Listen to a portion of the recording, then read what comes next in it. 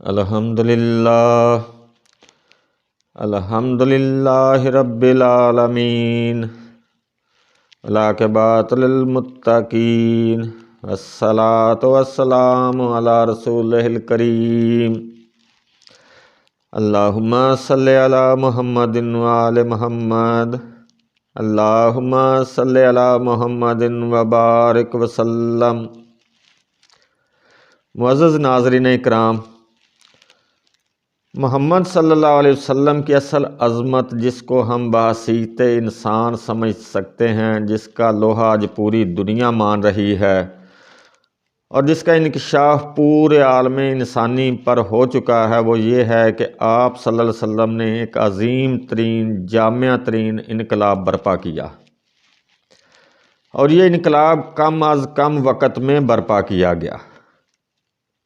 اس سے بھی زیادہ نمایاں بات یہ ہے کہ اس انقلابی جدوجہد کی ابتدا سے لے کر اختتام تک جتنے مراحل بھی آئے، نبی صلی اللہ علیہ وسلم نے اس کے ہر مرحلے پر قیادت کی اور ذمہ داری کو خوب اچھی طرح سے نبھایا۔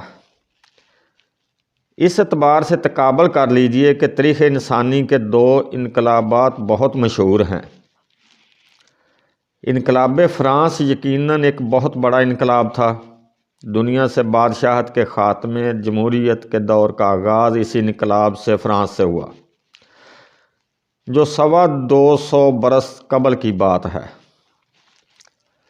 انقلاب روس بھی ایک عظیم انقلاب تھا جو 1917 میں آیا۔ اگرچہ 70 برس کے اندر اندر اس انقلاب کی موت واقع ہو گئی، لیکن کھنڈر بتا رہے ہیں عمارت عظیم تھی۔ وہ بڑے جوش و خروش کے ساتھ وجود میں آیا اور بڑے جوش و خروش کے ساتھ پھیلتے ہوئے روس سے لاطینی امریکہ تک جا پہنچا۔ کتنی عظیم توسیع بجلی کی صورت کے ساتھ ہوئی ہے، لیکن ان انقلابات کا جائزہ لیں تو یہ حقائق سامنے آتے ہیں۔ دونوں جزوی انقلاب ہیں۔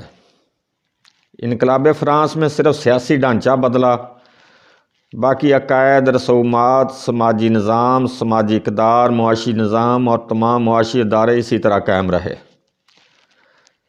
سیاسی نظام کے سوا باقی زندگی جوں کی توں رہی۔ دوسری طرف انقلاب روس کے ذریعے معاشی ڈھانچہ بدل گیا۔ اس میں انفرادی ملکیت ختم ہو گئی، تمام وسائل قومی ملکیت میں آ گئے، لیکن مکمل تبدیلی نہیں آئی۔ آپ کو معلوم ہے کہ وہاں جیسے پہلے کرسچین موجود تھے، اسی طرح بعد میں بھی رہے۔ جو عقائد پہلے تھے وہی بعد میں رہے، سماجی اقدار بھی وہی رہیں، سارا نقشہ جوں کا توں رہا، بس معاشی انقلاب آ گیا۔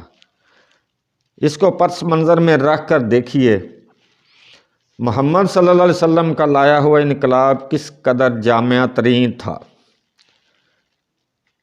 ذرا غور کیجئے، کیا کوئی ایسی چیز ہے جو سابقہ حالت میں باقی رہ گئی ہو؟ جواب نفی میں ملے گا۔ عقائد و نظریات بدل گئے، شخصیتیں بدل گئیں، اخلاق بدل گئے، ان کے شب و روز کے انداز بدل گئے، صبح و شام بدل گئے، نشست و برخاست کے انداز بدل گئے۔ پھر یہ کہ سماجی نظام، سیاسی نظام، معاشی نظام بدل گیا۔ وہ قوم جس میں پڑھے لکھے لوگ بمشکل انگلیوں پر گنے جا سکتے تھے، وہ علوم کے موجد ہو گئے، دنیا کے استاد بن گئے۔ انہوں نے مشرق و مغرب کے علوم ہند و یونان سے لیے اور انہیں ترقی دے کر پورے عالم میں پھیلا دیا۔ آپ صلی اللہ علیہ وسلم کا انقلاب جامع ترین اور عظیم ترین انقلاب تھا۔ انقلاب محمدی صلی اللہ علیہ وسلم کے مقابلے میں انقلاب روس اور انقلاب فرانس کی کیا حیثیت ہے؟ فرانس اور روس کے انقلابات، بلکہ دنیا کے دوسرے تمام انقلابات کے اندر یہ چیز قدرے مشترک ہے کہ فکر دینے والے اور دعوت کا آغاز کرنے والے کچھ اور لوگ تھے، لیکن وہ صرف قلمکار اور مصنفین تھے، وہ مرد میدان نہیں تھے۔ چنانچہ وہ انقلاب کی عملی جد و جہد میں سامنے نہیں آئے۔ نہ انہوں نے خود آگے بڑھ کر کوئی انقلابی جماعت بنائی اور نہ آگے بڑھ کر انقلابی جد و جہد کی قیادت کی۔ انقلاب کچھ اور لوگوں کی زیر قیادت اور زیر رہنمائی وجود میں آیا، کیونکہ انقلابی فکر فراہم کرنے والے میدان کے آدمی تھے ہی نہیں۔ یہی وجہ ہے کہ انقلاب فرانس بڑا خونی انقلاب کہلاتا ہے، کیونکہ قیادت کوئی نہ تھی، وہ تو ایک فکر تھی جو پھیل گئی اور اس نے لوگوں میں جوش و خروش پیدا کر دیا، لہٰذا انتہائی خونی انقلاب آیا۔ روس میں بالشیوک انقلاب کی بنیاد داس کیپیٹل نامی کتاب بنی، جو کارل مارکس اور اینجلز نے مشترک طور پر لکھی۔ اندازہ کیجیے یہ کتاب کتنے ٹھوس دلائل پر مبنی ہوگی کہ اس نے کس طرح انسانی ذہن کو اپنی گرفت میں لیا اور کس طرح ساری تعبیرات کو بدل کر رکھ دیا۔ اس کتاب میں پوری حیات انسانی کی خالصتاً مادی تعبیر کی گئی اور مذہب و روحانیات کی بالکل نفی کی گئی، لیکن اس کتاب کے دلائل نے لوگوں کو اس طرح اپنی گرفت میں لے کر انہیں متحرک کیا کہ لوگ جانے دینے تک تیار ہو گئے اور انقلاب برپا کر دیا۔ لیکن اس تناظر میں دیکھیے کہ محمد صلی اللہ علیہ وسلم نے ایک فرد واحد کی حیثیت سے اپنی دعوت کا آغاز کیا۔ آپ صلی اللہ علیہ وسلم ہی فکر دینے والے تھے، آپ ہی دعوت دینے والے تھے، آپ مکہ کی گلیوں میں گھوم پھر کر تبلیغ کر رہے تھے۔ یا ایھا الناس قولوا لا الہ الا اللہ تفلحوا، اے لوگو کہہ دو کہ اللہ کے سوا کوئی معبود نہیں، کوئی الہ نہیں، کامیاب ہو جاؤ گے۔ آپ ہی ہیں جو کبھی اپنے رشتہ داروں کو جمع کر کے ان کے سامنے دعوت پیش کر رہے ہیں اور کبھی کوہ صفا پر کھڑے ہو کر بلند آواز سے پکارتے ہوئے لوگوں کو جمع کرتے ہیں اور دعوت پیش کرتے ہیں۔ آپ ایک فرد واحد اور داعی کی حیثیت سے سامنے آئے اور کل 22 برس میں پورے جزیرہ عرب میں انقلاب کی تکمیل کر دی اور ہر مرحلے پر اس کی قیادت خود فرمائی۔ وہی گلیوں میں تبلیغ کرنے والے غزوہ بدر میں کمانڈر ہیں، غزوہ احد میں وہی سپہ سالار ہیں۔ اس سے پہلے میں نے مائیکل ہارٹ کی کتاب کا حوالہ دیا تھا۔ یہ نقشہ دنیا نے کبھی دیکھا ہی نہیں، اس کی کوئی نظیر یا مثال ہی نہیں، کیونکہ گلی کوچوں میں تبلیغ کرنے والے تو یہی کام کرتے رہ جاتے ہیں۔ مربی اور مزکی کا اپنا ایک دائرہ ہوتا ہے، جو ان کے پاس چل کر آئیں، ان کی خانقاہ میں طالب بن کر آئیں تو ان کا تزکیہ کر دیں گے، کچھ اصلاح ہو جائے گی۔ لیکن یہ منظر چشم فلک نے ایک ہی بار دیکھا ہے کہ ایک فرد واحد فکر دے رہا ہے، وہی دعوت دے رہا ہے۔ اس مرحلے میں بظاہر کیسی کیسی ناکامیاں سامنے آئیں۔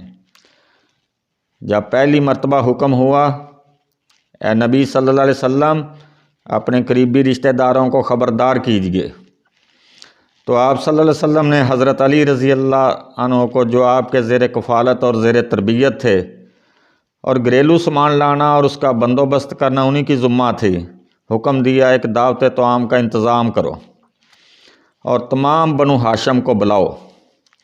چنانچہ دعوت کا اہتمام ہوا، تمام بنی ہاشم جمع ہو گئے۔ جب لوگوں نے کھانا کھا لیا تو آپ صلی اللہ علیہ وسلم نے بات کرنے کے لیے کھڑے ہوئے۔ کچھ لوگوں نے ہوٹنگ کی، کچھ نے فکرے چست کیے، کچھ نے شور مچایا اور سارا مجمع چلا گیا۔ حضور صلی اللہ علیہ وسلم اپنی بات کہہ بھی نہ سکے۔ یہ نہ سمجھیے کہ آپ نے اپنی جد و جہد کا آغاز کیا اور کامیابیوں نے قدم چومنا شروع کر دیے۔ حضور صلی اللہ علیہ وسلم کی انقلابی جد و جہد کے اس اہم نقطے کو نوٹ کر لیجئے۔ حضور صلی اللہ علیہ وسلم نے چند دن کا وقفہ دے کر حضرت علی رضی اللہ عنہ سے دوبارہ فرمایا کہ پھر دعوت کا اہتمام کرو۔ 2 دفعہ جو لوگ ان کے دسترخوان پر آئے، آپ صلی اللہ علیہ وسلم نے ان کو پھر دعوت پیش کی۔ آپ نے نہایت عظیم، مختصر مگر جامع اور مؤثر خطبہ پیش کیا۔ لوگوں نے سن لیا اور پورے مجمع کو سانپ سونگھ گیا، کوئی نہیں بولا۔ اس پر حضرت علی رضی اللہ عنہ کھڑے ہو گئے اور کہا، اگرچہ میں سب سے کم عمر ہوں، اگرچہ میری ٹانگیں پتلی ہیں، اگرچہ میری آنکھیں دکھتی ہیں، لیکن میں آپ کا ساتھ دوں گا۔ حضرت علی رضی اللہ عنہ کی یہ بات سن کر سارا مجمع کھلکھلا کر ہنس پڑا کہ یہ دنیا کی تقدیر بدلنے چلے ہیں اور یہ ہیں ان کے ساتھی۔ ذرا غور کیجئے کہ یہاں سے محمد صلی اللہ علیہ وسلم کی جد و جہد کا آغاز ہو رہا ہے۔ اس کے بعد حکم آتا ہے، اے نبی صلی اللہ علیہ وسلم، ڈنکے کی چوٹ کہیے جس کا آپ کو حکم دیا گیا ہے۔ شروع میں 3 سال تک حضور صلی اللہ علیہ وسلم نے انفرادی طور پر ذاتی رابطے کے ذریعے دعوت کو پھیلایا۔ تاہم یہ بات نوٹ کر لیں کہ حضور صلی اللہ علیہ وسلم کی ذاتی زندگی میں خفیہ دعوت کا کوئی دور نہیں آیا۔ آپ نے کوئی بات خفیہ طور پر نہیں کی، آپ کی کوئی زیر زمین سرگرمیاں نہیں تھیں۔ البتہ لو پروفائل میں ذاتی رابطوں کے ذریعے یہ بات پھیلائی، لیکن اب حکم آ گیا کہ اے محمد صلی اللہ علیہ وسلم، ڈنکے کی چوٹ کہو جس کا تمہیں حکم دیا گیا ہے۔ تو آپ کوہ صفا پر چڑھے۔ آپ نے کوہ صفا، اب تو کوہ صفا کی بس علامات ہی باقی رہ گئی ہیں۔ حضور صلی اللہ علیہ وسلم کے زمانے میں وہ باقاعدہ پہاڑی تھی، ایسی پہاڑی کہ جس کے پیچھے کوئی لشکر بھی چھپ سکتا تھا۔ کوہ صفا پر چڑھ کر حضور صلی اللہ علیہ وسلم نے عرب کے مروجہ دستور کے مطابق قوم کو ندا دی۔ لوگ جمع ہو گئے، انہوں نے آپ سے اس سبب دریافت کیا۔ آپ صلی اللہ علیہ وسلم اونچائی پر کھڑے تھے، آپ نے قوم کو اپنی دعوت پیش کی۔ اس پر آپ کا چاچا ابو لہب کہنے لگا، تباً لک لہٰذا جمعتنا، تمہارے لیے ہلاکت و بربادی ہو، کیا تم نے ہمیں اسی کام کے لیے جمع کیا ہے؟ ہم تو سمجھے تھے کہ تم واقعی کو خبر دینے والے ہو، کوئی بات بتانے والے ہو۔ حضور صلی اللہ علیہ وسلم نے پہلے فرمایا، لوگو، میں اگر تمہیں یہ خبر دوں کہ اس پہاڑی کے پیچھے دشمن کا لشکر ہے جو تم پر ٹوٹ پڑنا چاہتا ہے، تو تم میری بات مانو گے یا نہیں؟ یعنی وہ پہاڑی اتنی بڑی تھی کہ اس کے پیچھے کوئی لشکر چھپ سکتا تھا۔ انہوں نے کہا ضرور، اس لیے کہ آپ صلی اللہ علیہ وسلم پہاڑ کی بلندی پر کھڑے ہیں اور پہاڑ کے دونوں جانب دیکھ رہے ہیں۔ دوسرا یہ کہ آپ نے کبھی جھوٹ بولا ہی نہیں، آپ تو الصادق اور الامین ہیں۔ آپ نے لوگوں سے پہلے یہ گواہی لے کر بات کی کہ میں تمہیں اللہ کے عذاب سے ڈراتا ہوں، آخرت کے محاسبے سے خبردار کرتا ہوں۔ جس پر آپ کے چاچا نے کہا تھا، تباً لک لہٰذا جمعتنا، اس پر اللہ تعالیٰ کی طرف سے یہ صورت نازل ہوئی،